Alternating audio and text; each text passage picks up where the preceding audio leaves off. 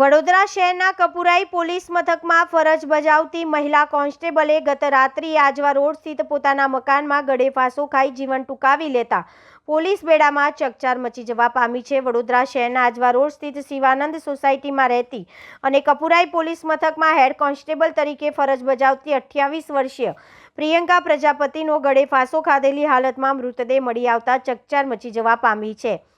હાલમાં જ મૃતક પ્રિયંકા પ્રજાપતિએ પીએસઆઈની ગ્રાઉન્ડ પરીક્ષા પાસ કરી હતી અને લેખિત પરીક્ષાની તૈયારી માટે 10 દિવસની રજા પર હતી।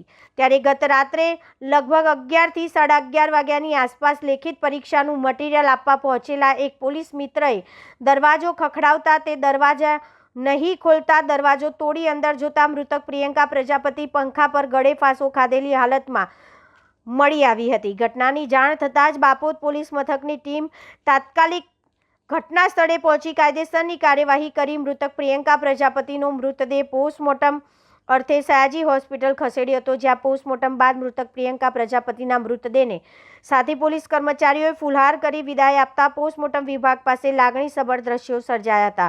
સમગ્ર મામલે બાપોદ પોલીસ મથકના પીઆઈ એમ.કે. ગુર્જરે વિગતવાર માહિતી આપી હતી। ખાસ અમારા પ્રિયંકાબેન રમેશભાઈ પ્રજાપતિ છેલ્લા 2 વર્ષથી કપુરાઈ પોલીસ સ્ટેશનમાં પોલીસ કોન્સ્ટેબલ તરીકે ફરજ બજાવે છે। તેઓ નવજીવન જે વોર્ડ નંબર 5ની ઓફિસની સામે એકલા રહે છે અને પીએસઆઈમાંની તૈયારી કરતા હોવાથી છેલ્લા 10 દિવસથી રજા ઉપર હતા। કાલે 23:30 વાગે અમને જાણ થઈ કે બેન દરવાજો ખોલતા નથી। તે બાબતે તાત્કાલિક અમારા ઇન્વેના માણસો પહોંચી ગયા।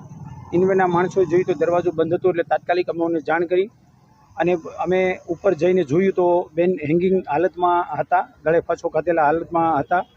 તાત્કાલિક અમે અમારા સિનિયર અધિકારીઓને પણ જાણ કરી, પછી એના વાલી વારસને પણ અમે જાણ કરી અને વાલી અમે પૂરું થયું, પીએમ પૂરું થયું અને એના વાલી વારસને અત્યારે ડેડ બોડી અમે સોંપી દીધી છે અને આગળની તપાસ ચાલુ છે। સર, પોલીસ સાથે રહેતા હતા, એકલા જ રહેતા હતા। નોટ વગેરે કોઈ એવું મળ્યું નહીં? એવું અકસ્માત મોતની તપાસ ચાલુ છે, પીએમ પૂરું થયું અને આગળની તપાસ ચાલુ છે। તણાવ હતો છેલ્લા